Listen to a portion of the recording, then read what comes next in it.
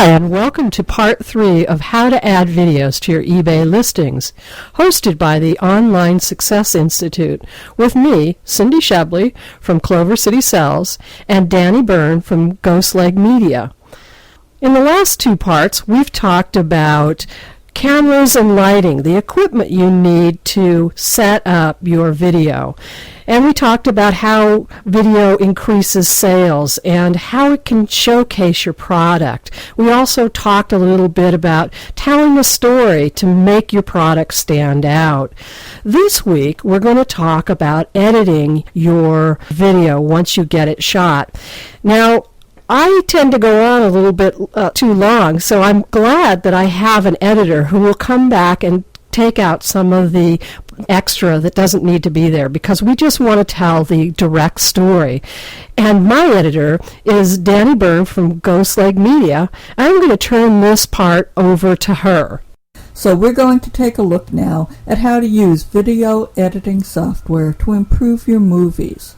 We'll only have a chance on eBay to use a movie maybe 2 or 3 minutes long. It's very important in that short amount of time to get the most information about your product in the most compelling form possible.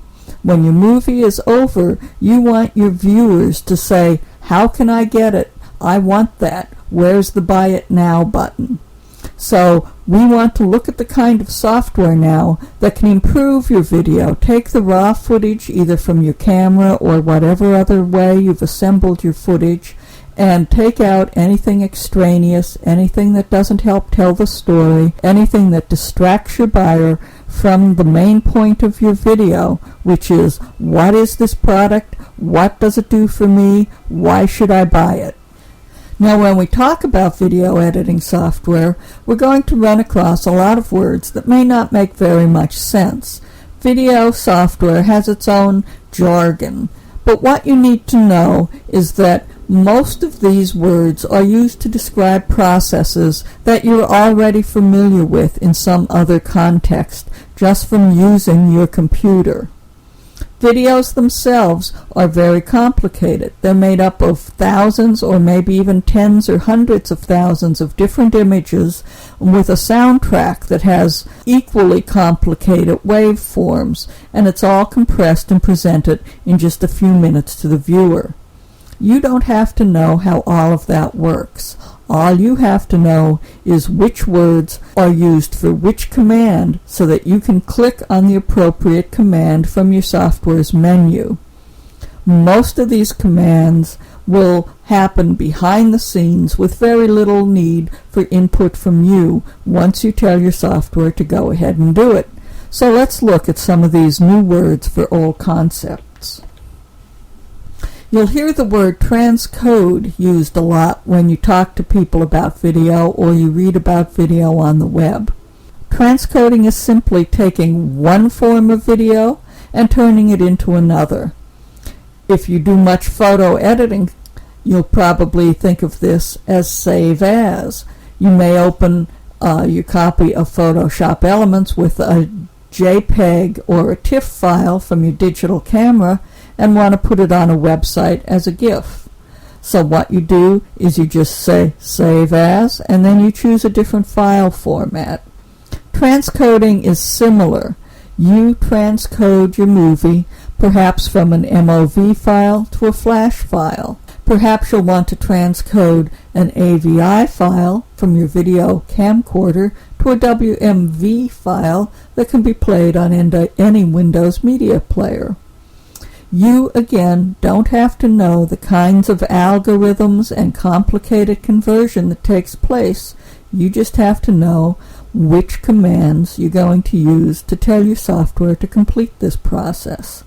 You'll hear the word transcode used most frequently in this context when we talk about YouTube transcoding the file format you upload to YouTube to a flash format so that it can be played on the web. Another word you'll hear quite frequently is codec. Appropriately, codec is used by compressing the words compress and decompress into shorthand, or codec. CO for compress, DEC for decompress. A codec is necessary because, as you've heard us say several times, video files are very, very large. Maybe 2 or 3 minutes of uncompressed AVI video can take up to a gigabyte or more of space on your computer. This is far too large to transfer over the web with our current broadband capabilities.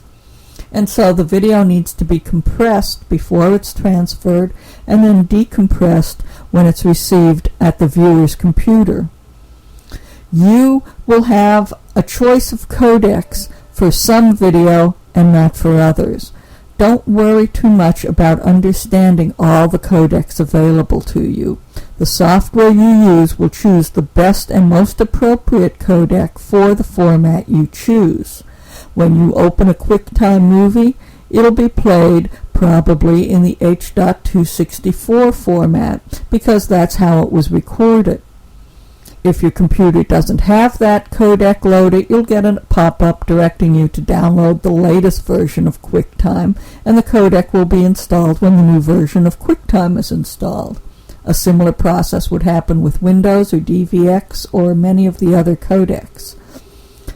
So, what you need to know about codecs is just that they are specific to certain types of video viewers and that they're used by your software to take your big uncompressed file, squeeze it down into a size that can be sent over the web for good viewing, and then they're also installed on the viewer's computer so that it can be uncompressed and viewed as a seamless, smoothly moving movie on that viewer's computer. Render is a term that you'll frequently hear when you talk about video.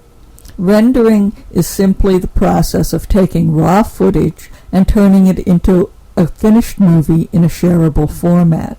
As you work with your movie, you may make many edits, cutting out parts where you stumbled over the narration, or your footage was blurry, or perhaps it didn't add anything to the product demonstration. It just made your video a little longer than you wanted. You may have to cut things out or add things later. All of these edits will be included in your finished movie, and then you'll render that new footage into a shareable format. You may render it as a Windows media file or a QuickTime movie. You might render it as a Flash movie. It really isn't specific to any file or format. It's just the process of taking your footage and making a new movie out of it that can be viewed by other people. Rendering a movie file is sort of like printing a photograph. If you want other people to be able to see your photo and pass it around and share it, the simplest thing to do is just send it to your printer and print it. With a movie, the simplest way to share it with others is to render it in your software into a format that's widely viewable on the web. Authoring is a word that we all think we know because it's a simple English word, but in movie making, authoring actually doesn't mean anything about writing your movie or your story. Authoring is burning your movie to a DVD. Again, this is something that your software will do. You just have to know the word. So when you hear someone say, take your footage and send it to your DVD authoring software, what they're telling you to do is to make your software ready for burning to disk. When sending your video to YouTube or adding it to an eBay auction, you won't be authoring your movie to a DVD. There is no DVD disc involved, but it's a term that comes up quite frequently when people discuss how to edit movies, and since it's not a term that means what the word seems to suggest, it can be quite confusing. Authoring, again, is simply burning your finished movie to a DVD. Now, the point of all of this work is that you want to sell something on eBay. It's really great for all of us to have our talents recognized and to have somebody say, that was a wonderful movie, I loved what you did, I could watch it all day long. If all people want to do is watch your movie and not push the buy it now button, your movie is not performing the tasks that we set out for it. Whatever you do in your movie, whatever sort of special effects, transitions, wipes, narration, music, whatever you add to the production, your product should always be the star. None of the special effects available in your software are worth anything if they don't make the buyer want to buy your product. Remember, in this 2-minute eBay production, your product is the star. The software you use should always help to tell the story, and the story, as we discussed last week, is what is in it for me. You want your buyer to look at your movie, look at your product, and come away saying, not, that was a great movie, I really liked how they used those transitions, or that was a terrific movie, I want to learn how to use that piece of software that produced it. You want your buyer to look at your video and say, how do I get one of those? Where can I buy that? How much does it cost? How soon can I have it? And then they push the Buy It Now button, or they bid on your auction. Nothing else is as important as selling your product with this video. So always ask yourself, are the effects you use effects that will help sell the product? You don't have to be Steven Spielberg. You're not producing The Terminator or a new science fiction movie with amazing special effects. There are effects available in your video editing software that will create movie magic almost on a par with some things that you see in Hollywood. You'll have available everything from green screen compositing to explosions and solar flares. These things can be a lot of fun to play with, but they also distract your buyer. Before you start using that kind of thing, ask yourself, does it sell the product? Do fancy zooms and pans, weird spinning transitions, scrolling text, do any of these things actually add to the movie in such a way that your buyer is going to say, how quickly can you get that to me? If they don't add it. That's all you need to know about special effects. If they don't make anyone want to bid on your auction, they are not effective. So now, let's take a look at some of the video editing software that's available to us for use with our eBay productions. Let's start with Photo Story 3.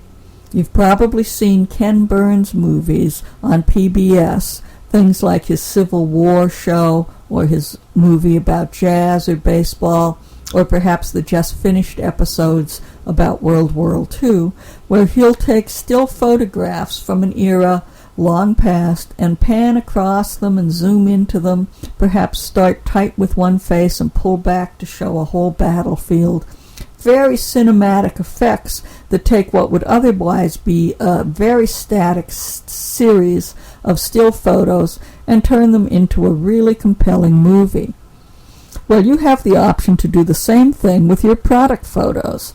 Still photos of your product can be used in Photo Story 3 to make a really exciting movie. And because this is a free product available for use to anyone who has a Windows XP computer, whether you have a video camera or not, I'm going to take a little time with it and demonstrate how it works. Let's take a closer look. Here's Photo Story, ready to begin. To start, we'll click on the Begin a New Story radio button and then click Next. To import your pictures, you just click Import Pictures. Generally, this will open to the My Pictures folder. Choose the pictures you want and just add them to the timeline. I've downloaded a number of clip art photos from the Microsoft website. We're going to just import some hardware pictures to our Photo Story to show how simple it is. Click on the picture you want and click OK. If you have more pictures you want to use, just click on Import Picture. You can click on a single picture, hold your Control key, and click on another picture and say OK. Or if you have a lot of pictures you want to import, click on one, hold the Control key, click on another, hold the Control key, another, and another, until you have all the pictures you want to add to your photo story. Then click on OK. If you find that you've imported a picture you don't want to use, simply choose it by clicking on it, right-click, and click Delete. If the pictures are not in the order that you want them to be in for your photo story, click to choose, hold, drag, and drop. You can rearrange your timeline at any point to have your pictures look better. You'll notice now that this picture has black borders and it won't fill the screen when we make a story. If you want to, you can remove those black borders by clicking here on Remove Black Borders. Microsoft's Photo Story will look through your pictures and try and determine where the center of interest in your photo is, and then try and crop to that size. If you don't like the crop, simply say no, and it'll go on and analyze the next picture and offer you a choice. If you want to let Microsoft choose the cropping on all your pictures, just say yes to all. When you're done, if you go back and don't like the way a particular picture is cropped, you can edit it and choose to either change the crop or enlarge it. You can do this for any picture, click Save, and go on. You're completely in control at all times. When you've brought all your pictures onto your timeline, you can then change the orientation. All of ours seem to start high in the upper left-hand corner and end low in the lower right-hand corner. This becomes visually kind of tedious, so you can use these keys to rotate your picture and perhaps make it more interesting that way. Give a bit of rhythm to the way your pictures move on the timeline. When you're satisfied, click Next.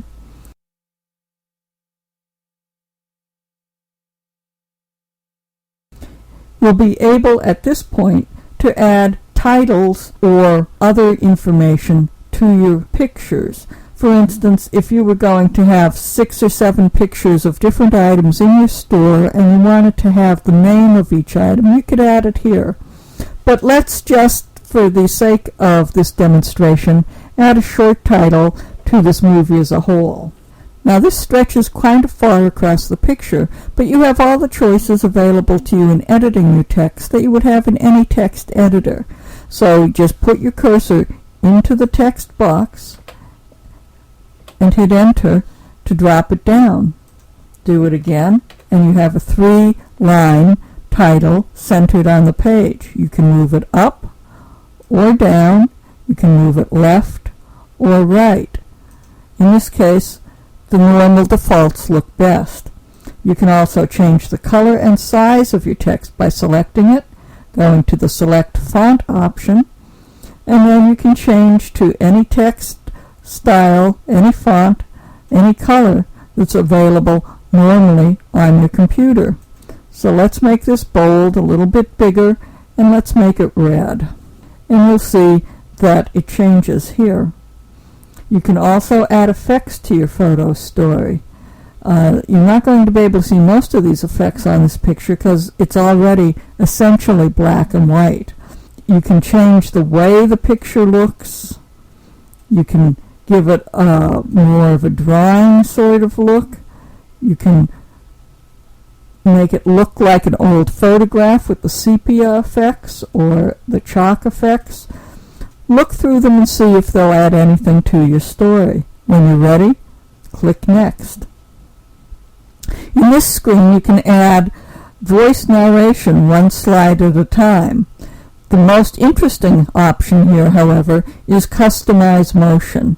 When you click on that, you'll see you're able to specify the start and end position of any picture. If we say we want to start here, we can perhaps grab the drag handles and start with a zoom in. eBay Hardware Auctions, the title of what we're selling, and then let the picture zoom out here. The duration can be set automatically by Windows, and the default is about 5 seconds. You'll see it's changed down here to 9 because we're going from a very tight shot to a very large shot. If we don't want to take that long, you can just change it back to 5. When you're ready, click Save, and then click this button to go on to your next picture. Windows is going to start here and pan down the length. If you like that, just click Next. Here it's going to start high and then pull back. If we want to change that, we would simply, once again, use our drag handles to tighten up the picture and then end by panning down to the bottom of the ladder.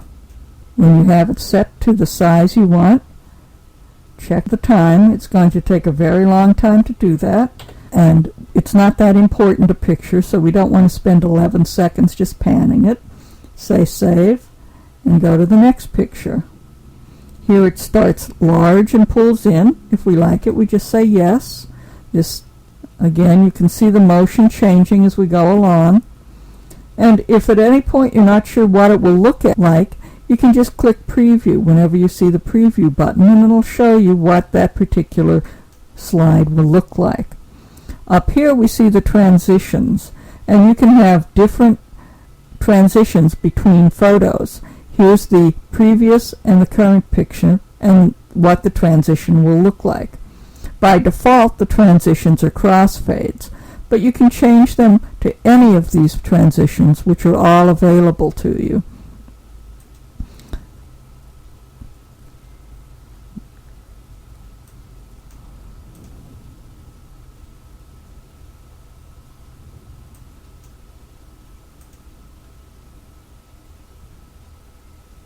Just remember, you don't want to choose really distracting transitions or have your pictures change in so many different ways that your viewer gets seasick and doesn't know what it is that they're supposed to be concentrating on.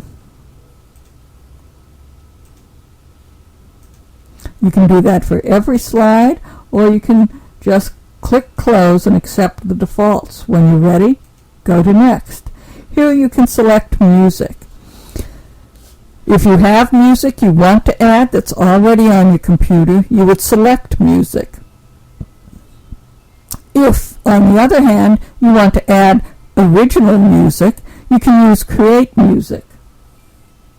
It's available in many different genres, and within the genres, many styles, within the styles, many different bands. I'm going to take classical music in Beethoven with percussion, make it, these names can be a little peculiar. We're going to make it honest. I have no idea what that means. Slow it down a bit, make it high intensity, and see how that sounds.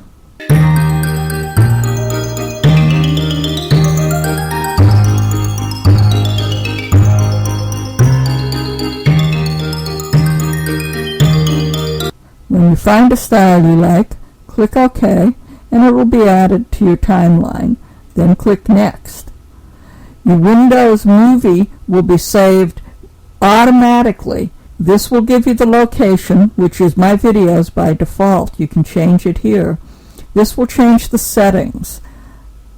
You have many profiles available to you. Choose wherever one you think will look best for YouTube. Generally speaking, that'll be one of these first two videos. However, many people have found that they have trouble with the Windows Media 9 codec that's supplied with their Windows Media Player. If they upload the video to YouTube, they receive an error message that YouTube couldn't convert the video. If this happens to you, you want to use this special YouTube profile created by Microsoft MVP Papa John.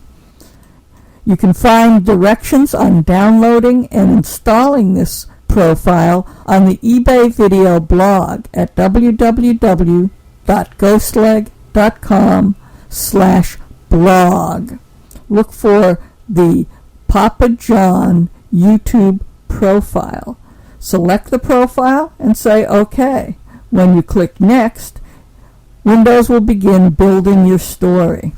This has been just a very short demonstration of how Photo Story works. if you'd like to find out more about it and see in greater detail how you can create your own photo stories from still photographs, adding music, video, and narration, please check out Ghost Leg Media's Everyone's Guide to Photo Story 3. It's a DVD available at www.ghostleg.com. Now let's take a look at Microsoft Movie Maker. Microsoft Movie Maker is included in every copy of Windows XP, either Home or Professional editions, and there's a version that's included in Microsoft Windows Vista Home and Home Premium editions. Windows Movie Maker can be used with many different video formats to edit and create movies. To begin, you simply import a video. This will take you usually to your My Videos section. If you've uploaded a movie from your camcorder and it's not in My Videos, simply browse to whatever folder you normally upload to. You'll notice Windows Movie Maker works with a number of different file types. Choose the movie you want to import and then click Import. You may find that Windows Movie Maker breaks your movie into a number of different clips, all of which will have to be imported onto the timeline separately. If you don't want to do this, try this instead. When you're ready to import your movie, clear the Create Clips from Video Files checkbox. Now when we import the movie, it's imported as a single file. You can drag your video onto the timeline and see a preview in this window. If you click play, you'll see the movie play. You have many options available to you with the Windows Movie Maker software for creating different video effects, including transitions, similar to those you saw in Photo Story. And you'll also have the option of making titles and credits. Your title and credits can roll as they do in Hollywood movies, or they can be static cards. Go through these selections and pick what appeals most to you. Unfortunately, with the format we're working on here on the web, we can't show you the titles. They show on my computer, but they won't show across the web onto yours. You can also add music by simply clicking here and importing music into your clip bin. To drag the music onto your timeline, just drag it and drop it onto the audio or music track. You can also use still pictures, although your options won't be as full as they are in Photo Story. When you're ready to create your movie, you have the option of saving it to your computer, to a CD, in email, or sending it to another camera. To make the movie for use on YouTube so that you can then add it to your eBay auctions, your best bet is to save it to your computer. Pick the location, give your file a name, click Next.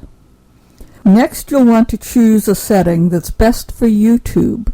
There are many different settings available in Windows Movie Maker. You'll find that the high quality large or the high quality small videos generally give you good quality for YouTube.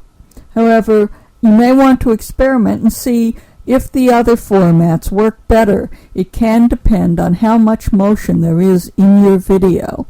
So do experiment and upload different formats to YouTube. See which ones work best.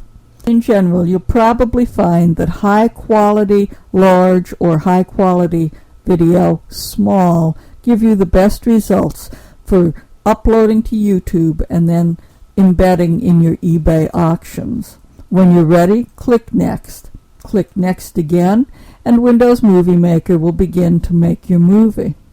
QuickTime movies can be viewed on both a Windows PC and a Mac. This makes it a popular format for sharing videos on the web.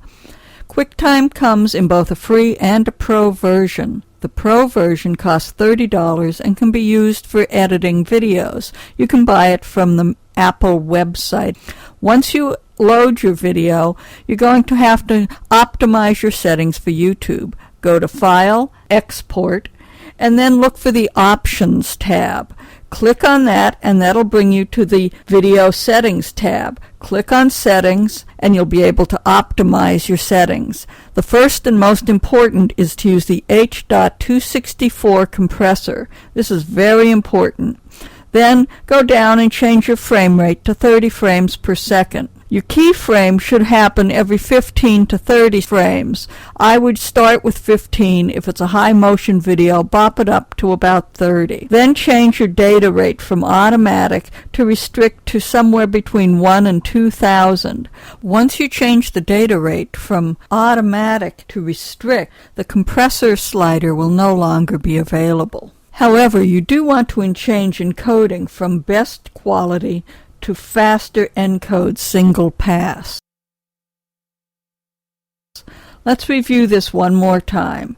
H.264, 30 frames per second, a keyframe every 15 frames, data restricted to about 1,000, and fastest encode. This will give you the best results on YouTube. If you make very many videos or make a lot of full motion videos, you're going to find the simple tools in QuickTime, Windows Movie Maker, and even Camtasia aren't up to the task after a while. That's when you'll want to turn to a program like Sony Vegas. Sony Vegas Movie Maker costs about $50 to $100 depending on the version you get. It's a lot more full-featured than any of the programs we've so far looked at. It may take you a little while to get used to it, but it's well worth the investment in both time and money, especially if you plan to use a lot of video to sell your product. Sony Vegas Movie Studio looks a little bit like Windows Movie Maker and Camtasia. It has a timeline, and it has a clip bin. It has a preview window. The advantage to programs like Sony Vegas is that you can add multiple video and audio tracks. This means that it's much easier to do things like fade in and fade out with soundtrack music, to add a second track with audio, either narration or another speaker. There are many options available to you in a fuller video package than there are in these simple ones that we've looked at in this screencast. We could easily spend more than the 4 hours total that we'll have in this series just on programs like Vegas. They're really outside the scope of what we're talking about when we're talking about making simple videos for YouTube and eBay, but you'll want to be able to use them in the future as your projects grow more complicated. Now, you have many options beyond Vegas. For Mac users, there's Final Cut Express and Final Cut. There are other things like Adobe Premiere Elements, which are available for the Mac and for Windows, I believe. There are many, many different video packages available. So don't limit yourself. Some of them have try before you buy downloads, and it's always a good idea to download them and get a look before you invest your money. I have to say that I've used Sony Vegas Movie Studio Platinum, and I find it quite useful. However, you may find that other programs fit much better in your workflow. If you need more information about any of the programs we've discussed tonight, about any of the terms or equipment we've looked at in any of these last 3 webinars, please visit our Using Video on eBay blog at www.ghostleg.com/blog. It's updated frequently with many tips on making videos, uploading them to YouTube, using them in eBay, and other useful information. Again, that's www.ghostleg.com/blog. We'd like to thank you for stopping in tonight, and I hope you're finding the information in this series useful. If you need more detailed information about how to add videos to eBay or how to optimize the videos for YouTube so that you get the very best looking videos in your eBay listings, please consider buying the Add Video to eBay Auctions DVD presented by Cindy Shebley. You can find it at www.clovercitycells.com/OSIvideo.htm. Again, I'm Danny Byrne, and thanks for watching.